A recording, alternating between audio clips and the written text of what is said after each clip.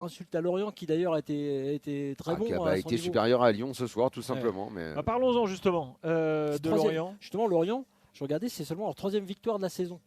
Ils ont battu Monaco, je crois d'ailleurs. Oui, mais là, ils sont sur une bonne série là. Non, mais non, que des nuls. Oui, mais ils perdent pas. Oui, pour eux. Et chez eux, ils perdent pas non plus. Ils avaient perdu qu'une fois chez eux. C'est ça. Mais ce que je veux te dire, c'est qu'ils ont perdu qu'une fois chez eux d'ailleurs. Ils ont très peu gagné sur la 3e victoire. Ils ont battu d'ailleurs Rennes. Bon, dans un contexte particulier, il y avait 2 expulsions à Rennes. Ils ont battu Monaco. Voilà, et ils battent Lyon. Mais ce soir, je tiens quand même, je l'ai dit dans mon premier point. Certes, il y a eu l'expulsion. On peut dire plein de choses, mais Lorient, ce qui est un peu terrible par rapport à ce que je disais de ce groupe-là des perdants du week-end, Marseille, Monaco, Lyon, c'est pour ça que je parlais de ça, c'est terrible de voir que ce Lyon-là, il est battu à Lorient, même avant l'expulsion de Maitland Niles. Enfin, il est pas très bon ce Lyon ce soir, même s'ils n'ont pas abdiqué à 10, c'est encore heureux. Pour moi, c'est ça la vraie déception ce soir. Et la déception du week-end, c'est pour ça que je parlais des autres, c'est de voir que ces équipes-là, qui sont puisque tu parlais des affiches, on doit aussi parler de nos leaders dans notre Ligue 1, les meilleurs joueurs, ils sont dans ces équipes-là, soi-disant. Eh ben, c'est pas possible de voir ça. 3 équipes comme Monaco, Marseille et Lyon qui perdent ce week-end. Bon, Lorient, ça, pas de problème, Flo, mais c'est dans le bilan du lundi. Là, ce soir, je veux bien que tu noies le poisson, mais on passe un dimanche terrible avec une programmation catastrophique. On a vu beaucoup de poissons ce week-end à la montagne. La programmation, la façon dont tu vends ton produit. Tu reviens à la programmation. Bon, bah, on revient pas sur la programmation. Vas-y. On parle de Lorient-Lyon, c'était génial. Lorient, ils ont été supérieurs. Non, mais on va en parler de Lyon de toute façon. Mais alors, effectivement, passons tout. T'as raison, Flo. Inutile de s'attarder là-dessus et de revenir encore dessus. Donc, oui, dire que dans un Lorient-Lyon, Lorient de la première à la dernière minute, et même quand ils sont à 11 contre 11, et que donc ça ne peut pas servir d'excuse à Lyon, Lorient est supérieur, ça a quelque chose de toute façon d'anormal. Quand on sait, et tu l'as dit, qu'ils ont peu gagné cette année, et que juste en emballant le match, peut-être d'ailleurs, parenthèse, parce que c'était le match du dimanche et que ça les a motivés un petit peu plus, qu'ils les dominent comme ça dans le jeu, dans les intentions, dans la volonté d'aller vers l'avant et d'être protagoniste du match, oui, c'est décevant pour l'OL. Moi, je veux bien qu'on me fasse le coup de l'effectif lyonnais, ils ne sont pas comme ils ont été. Oui, mais avec cette équipe-là, comme ça, comme elle est, avec cet effectif-là, cette année, on l'a vu bien meilleur, l'OL. On a vu un très bon OL contre le PSG, on a vu un bon OL contre l'OM. L'OM, on l'a vu bien cette année. Donc là, moi, quand ils vont à Lorient et qu'ils se font bouger de cette façon, à moins que ce soit comme pour les Monégasques, une affaire de vent et de pluie, moi, je trouve qu'il y a quelque chose de pas normal. Après, 2 fautes, un carton rouge, bon, on va pas revenir si est-ce que c'est sévère. Enfin, notez quand même que tous les week-ends, on a les mêmes cartons rouges. C'est pieds levés sur la cheville. Alors, puisque moi, je suis de l'avis qu'on les donne pas là-dessus, mais que je vais pas. C'est un deuxième jaune. Hein. Oui, attention, je vais arrêter de répéter. Rouge direct, oui, mais je sais. À Nice, on a eu le même, ça a fait rouge direct. Voilà. Ouais. Mais bon, de toute façon, je vais prendre acte de la règle, je vais arrêter d'en parler, je vais arrêter de discuter. À partir du moment où les joueurs le savent, ça. Mesurez l'engagement.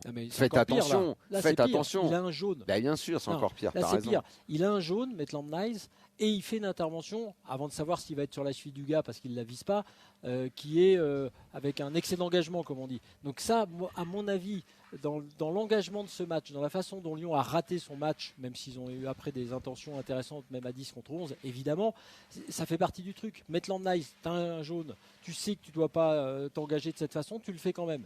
Tu laisses ton équipe à 10, là ça devient, je ne vais pas dire mission impossible parce que c'est pas vrai, mais ça devient très compliqué. Mais après, pour revenir à ce que fait Lyon, même dans ce match-là en règle générale, c'est vrai que Lorient a une organisation, bien, mais Lyon, si tu regardes depuis plusieurs matchs, moi je dirais depuis la remontada du Paris FC. Tu sais, le 3-3 Paris FC. Et bien, si tu regardes bien, c'est pas le même Lyon. Bien sûr qu'ils ont battu Nantes. Après, il y a eu le PSG, ils avaient été bons contre le PSG. Contre le PSG, ils font un très bon match. Ah non, le PSG, c'est après. Non. Et alors, contre le PSG, il y a ce but de Joao Neves, mais ils font un très bon match quand même. Mais globalement, je trouve qu'il y a un tournant dans la saison. On les a vus très forts, très bons, très étonnants, avec un Fonseca qui a vraiment monté et construit. On ne va pas revenir sur ce qu'on a dit. Mais depuis, il y a des matchs. Maccabi, Tel Aviv, ok. Nantes, ok, mais ce sont des équipes plus faibles. Et dès qu'il y a une opposition, on va dire, sérieuse, organisé, et ça a été le cas ce soir. C'est pas le même Lyon que celui qu'on a connu dans le début de saison. Alors, attendez, avant qu'on Faut continue que tu quand reprennes même, les choses en main, on parce n'a que pas là, fait ça commence à glisser. on n'a pas fait de plan, enfin on n'a pas fait de point classement. Il faut quand même le faire ce soir après 15 journées parce qu'il y a des choses qui se dessinent, il y a des petits creux qui se font. Bah là, c'est en fait, on se demande qui joue quoi. En fait, Lens C'est le jeu du qui joue et quoi. Paris ont un point d'écart, 34 et 33, Lens est leader.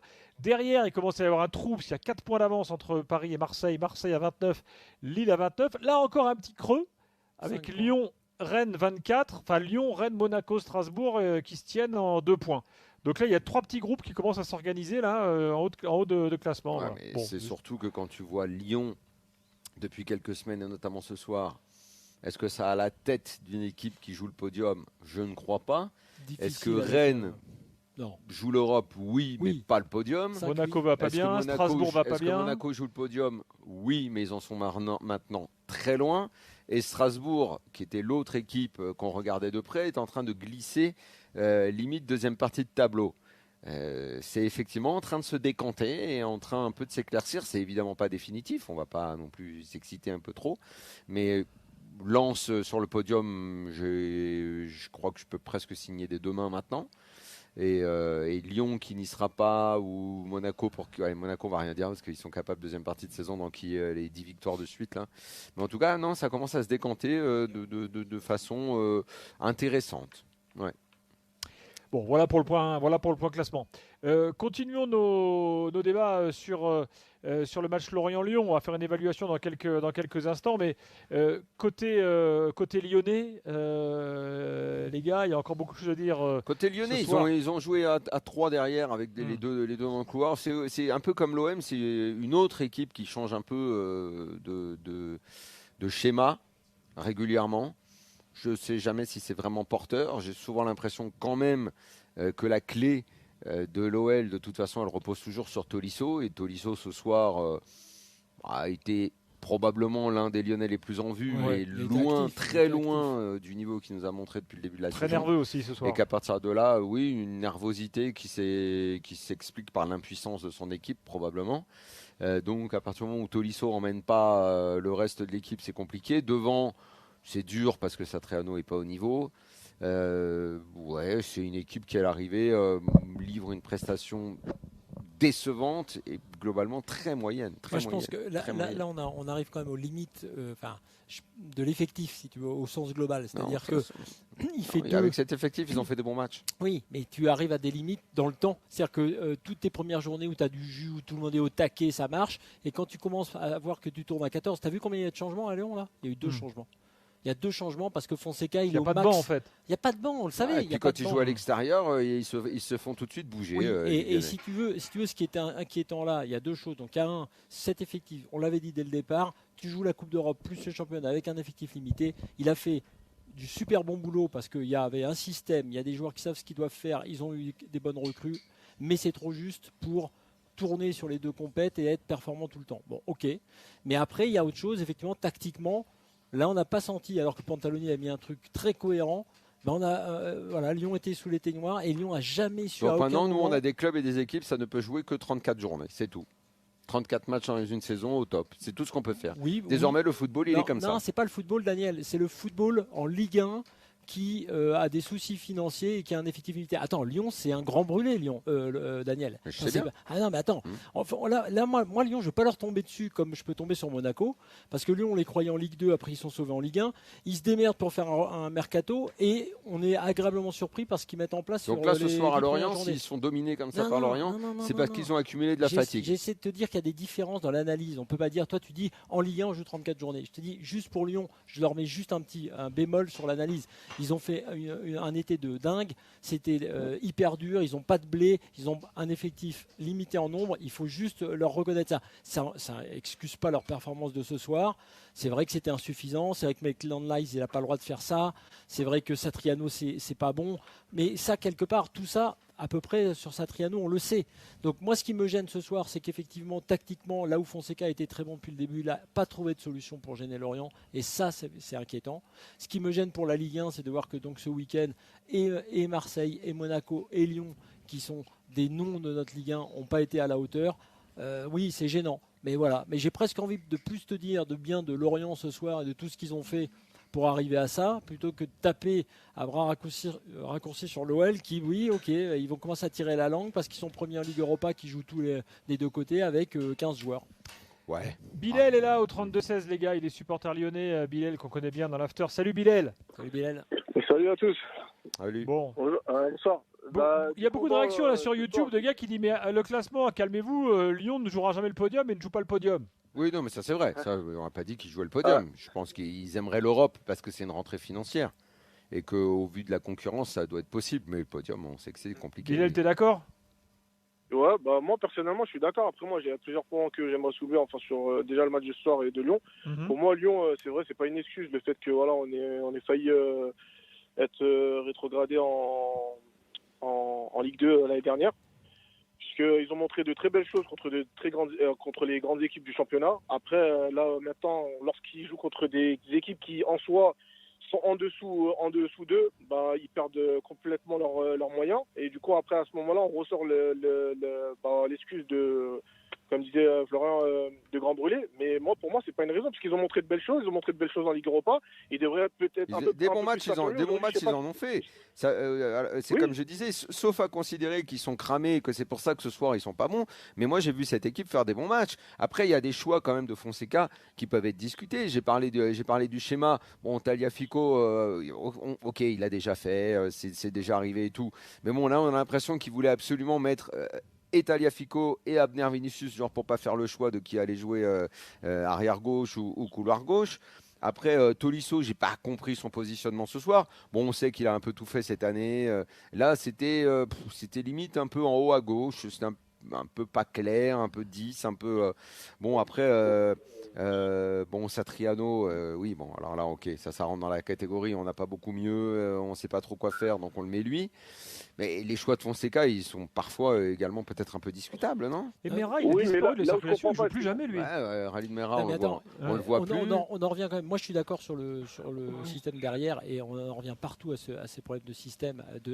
On va dire, comme a fait De Zerbi, comme l'a fait Fonseca, je pense qu'il s'est trompé, mais c'est une chose. Mais on voit beaucoup d'équipes qui font tourner, et parfois on le reproche, on dit il y a trop de rotation, parce que comme tu dis Daniel, il n'y a pas de raison que les mecs soient aussi fatigués souvent. Le petit que j'aime bien, là, comment il s'appelle? Mais lui, en revanche, Fonseca, il a mis la même équipe là, sur les derniers matchs, donc parce qu'il est un peu obligé. Enfin, en gros, il met ce qu'il considère être comme sa meilleure équipe, sauf quand tu as un suspendu, un blessé.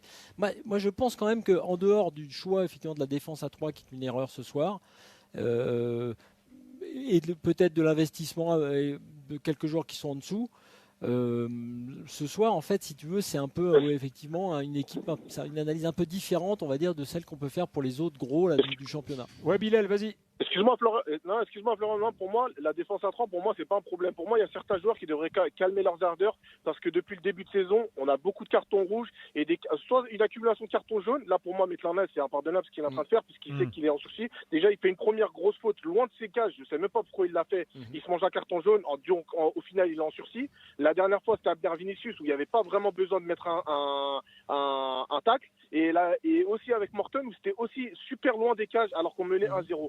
Pour moi, ils devraient calmer leurs ardeurs, parce que c'est inconcevable. Là, ce qu'ils sont en train de faire en Ligue 1, ils sont en train de perdre beaucoup de points contre je vais pas dire de petites équipes, parce que on est encore, pour moi, on a vraiment le niveau de tu vois ce que je veux dire. Je suis d'accord avec ça, mais juste pour revenir sur le plan tactique, tu crois pas que tout simplement, sans faire de folie, Mata, Niakate, Maitland-Niles à droite et Tagliafico à gauche, tu avais un truc qui était cohérent, qui marchait bien?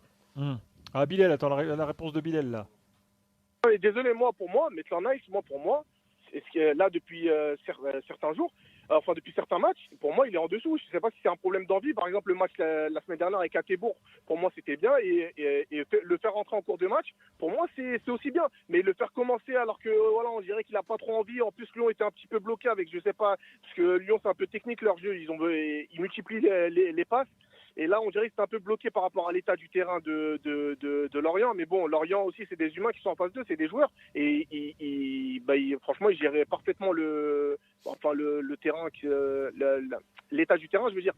Donc pour moi, ils devraient se trouver des solutions autre que ce système de passe, à chaque fois revenir en arrière, attendre voilà, le décalage, ceci, cela, parce qu'il n'y a pas assez de percussion dans cette équipe. Dans toutes les autres équipes, les grands championnats, que ce soit à Strasbourg, que ce soit Monaco, que ce soit Marseille, que ce soit Paris, que ce soit Lens, il y a un manque de percussion, mais franchement, c'est abusé à Lyon. Les matchs, je m'endors devant leurs matchs. Vraiment, sur certains matchs, je m'endors. À part contre Paris, Marseille, les grosses équipes, ou sinon des matchs où on subit comme à Lille ou contre Lens. Mais c'est pas possible On a Moreira qui apporte de la percussion. Pourquoi on ne le met pas? Je sais pas, Pourquoi il a disparu lui. Pourquoi on n'essaye pas d'autres joueurs? Même au moins les tester. Pourquoi on n'essaye pas? Là, on se met à faire jouer des joueurs, mais qui ne changent pas la physionomie du match. Tiens, Bilal, sur les cartons, j'ai notre statisticien Jimmy qui me signale quand même 0 carton rouge la saison dernière et déjà 5 cette saison. Oui, alors cette année, il faut faire attention parce qu'ils sortent. Oui, alors il y a peut-être facilement. un arbitrage un peu différent, mais enfin, c'est vrai qu'il y a quand même une nervosité à l'image de Tolisso ce soir qui est un peu permanente à Lyon tout de même. Et juste sur l'avancante, si Hendrick se confirme à Noël, là, ça fera quand même une belle recrue à ce poste-là. Je pense. Une autre tronche à l'attaque. Ouais. Non, mais ça reste. On ne va pas détruire tout ce qu'on a dit sur l'équipe. L'équipe est bonne, elle est première en Ligue Europa, il a fait du bon boulot. Maintenant, c'est vrai que si tu changes rien devant, ça va être très très compliqué. Si tu n'amènes pas un peu de profondeur au banc, ça va être très très compliqué. En tout cas sur les deux tableaux, c'est sûr, c'est évident. Et maintenant dans ce championnat-là également, tu gagnes 2 matchs, puisque tu faisais les petits groupes là, tout à l'heure sur le classement. Moi je parierais pas tout de suite sur qui sera dans les 4 premiers, parce que là en ce moment c'est Lille qui est bien. À un autre moment, ce sera peut-être une autre équipe. Donc Lyon, c'est, moi, à mon avis, c'est un match raté ce soir pour plein de raisons, et d'abord pour des raisons tactiques.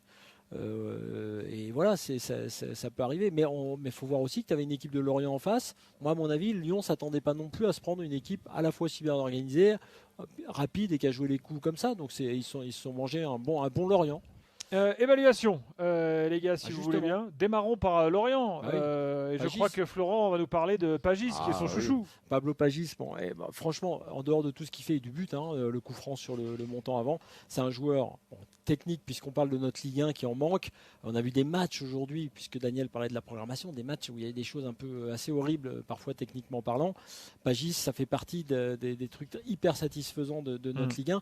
Et c'est un dépositaire du Homme jeu, du match. changement d'aile, homme du match avec le gardien. Je dirais Mbogo, Vogo, que j'ai trouvé très bon. Oui, qui a aussi. fait des arrêts décisifs. Et après, Est-ce que vous avez d'autres exemples dans l'histoire du foot de joueurs efficaces et qui soient autant la copie conforme du père? Vous voyez ce que je veux dire? Non, on en parlait avec Gilbert tout à l'heure. Parce que je sais pas, Jordi Cruyff, il ressemblait pas à son père, par exemple. Pas du tout. Non, mais surtout, Alors, ce qui est marrant. Non, mais ce que tu dis sur Je veux dire, les Thuram, ils ressemblent pas à leur père. ce que tu dis sur Pablo Pagis est intéressant dans le sens où effectivement. Là, c'est même poste, même style, ouais, même c'est un la peu même gestuelle, tout, quoi. C'est tout. C'est Ouais. la gestuelle, c'est l'allure et effectivement la technique, le pied. Le pied du père était fou et le pied du fils est pas mal. Donc oui, effectivement, c'est assez rare. On me dit que Croupi Junior ressemblait à Croupi Senior. C'est vrai. Mais je pense que là, pour le pied, c'est encore mieux chez les Pagis que chez les Croupis. Il y a d'autres qualités chez les Croupis, mais non, c'est vraiment. Et il faut rappeler que finalement, Croupi, c'est un bon exemple puisqu'il était à Lorient également. Non, mais tu as une sorte d'équilibre. Alors, je vais le dire honnêtement, je les mettais dans la charrette. On avait fait des pronos en début de saison parce que je n'avais pas trouvé bon du tout sur les 5 premières journées et je reconnais que Pantaloni a retourné la situation, que c'est une équipe qui joue plus que ce qu'elle montrait au début, c'est aussi une équipe plus protagoniste. Mais Abergel, c'est un joueur assez constant. Abergel, c'est les mecs qui équilibrent voilà. tout. Tu vois, Abergel, c'est le Tolisso l'orienté. Talbi, c'est pas mal aussi, oui. Bon. Non, c'est et très Pantaloni, mine de rien, lui, on l'a vu pendant des années à Ajaccio, il avait 0 moyen, c'était un peu les galériens permanents, le maintien et tout. Très belle carrière d'entraîneur, Pantaloni. Il est resté assez longtemps dans les clubs où il est allé. Il n'a pas toujours une réputation d'entraîneur offensif. Souvent, il faisait ce qu'il pouvait, en fait. Souvent, avec ses équipes, tu t'emmerdais. Il n'avait pas beaucoup de moyens. C'est pas quelqu'un qui a des idées pour de jeu vers l'avant. Ouais, mais tu vois, Daniel, ce qui est intéressant, c'est qu'il n'était pas dans cette catégorie d'entraîneur. Il a visiblement un peu évolué. Là. Non, mais ce que je veux dire, c'est intéressant, c'est que Lorient, il est parti sur une idée bloc bas, machin, et on s'est dit tiens, Pantaloni, comme d'habitude, c'est pas Jojo, et qu'il est plutôt en train de gagner son pari en faisant plus jouer son équipe. Donc c'est pour ça que je trouve intéressant dans l'idée globale de ce qu'on a dans les coachs, y compris les étrangers qui arrivent. Tu vois, ça déteint aussi un peu, je trouve, sur Pantaloni, qui avait un profil sinon à être comme ces coachs français qu'on a critiqué souvent, et c'est pas le cas. Sur la côté lyonnais, au niveau évaluation, je ne sais pas s'il y a des joueurs qu'on n'a pas cités, que vous voulez citer. Grafe a fait quelques arrêts quand même aussi, il faut le dire. Ouais. Morton, qui d'habitude fait toujours partie des meilleurs lyonnais. Non, moi, Comment celui évaluer que son j'attendais- match ce soir? Alors, Morton, pas terrible, mais moi, celui que j'attendais et surtout décisif, c'est Soulch. À mon avis, c'est un de ceux qui a le plus de talent pour marquer. Il a eu une occasion et il n'a pas été Ouais, bon ce soir. ouais. Ah, si, c'est quand même Ouais, un des ouais, meilleurs ouais, depuis moi le je sors début. pas grand monde. Non, ce soir, non. Mais je te dis justement, il a été décevant. Non, là, c'est très difficile. Tu regardes à part Tolisso, qui a quand même été celui par qui. Et on n'a pas parlé de son retourné. Tu sais, Oui, qui il aurait a failli pu mettre un but amener l'égalisation, magnifique. Ça aurait été un but incroyable et Vogel l'a sorti. Je pense que Tolisso a encore été quand même à la fois le dépositeur, le déclencheur, tout ce que tu veux. Sinon, il n'y a pas grand-chose. Coach Courbis nous écoute. Il rappelle avec justesse que Pantaloni a été son adjoint. Il nous dit, rappelons-nous quand même que Fofana manque. Il n'a pas tort. Ah, il parle Malik Fofana, Oui, côté bien sûr, lyonnais. le côté lyonnais. Et Ah oui, mais évidemment, comme tu parlais de Ouais. Pantaloni et tu parles de Fofana, là je j'étais vous livre les réflexions de Roland. C'est Ah ouais, comme là, si je je faisais comprenais l'after plus avec rien, nous. j'étais perdu Mais là. Roland, il a tout mis. Il a mis Lyon, Roland qui me Lorient. glisse aussi quand même. Remarquons que 3 victoires égale 9 matchs nuls. Oui, la victoire à 3 points. Eh oui. Mais quand tu fais comme Lorient, 9 matchs nuls et Merci, une victoire, ça va vite aussi derrière. C'est pas mal. Ça fait beaucoup de points. Et Bon, c'est d'ailleurs, bon, là il y on a- a assez donné sur ce match en bois là. J'allais conclure. Ah non, Ouais, mais parce que là c'est même pas qu'on a débordé Daniel. au niveau du temps là. il y a une stat. qui Non dit mais vous que savez qu'on va faire fuir les gens, hein, je vous jure, hein, Il y a parce une que stat vraiment qui dit tout le qu'avec ce monde s'en nombre de fout de ce points, match. Hein. tu t'en Faut sauves. quand même être lucide. Hein. Sauf à Lyon et à Lorient. Il n'y a rien qui Pour nous oblige à RMC, faire autant sur un match cartonne. aussi moisi du dimanche soir.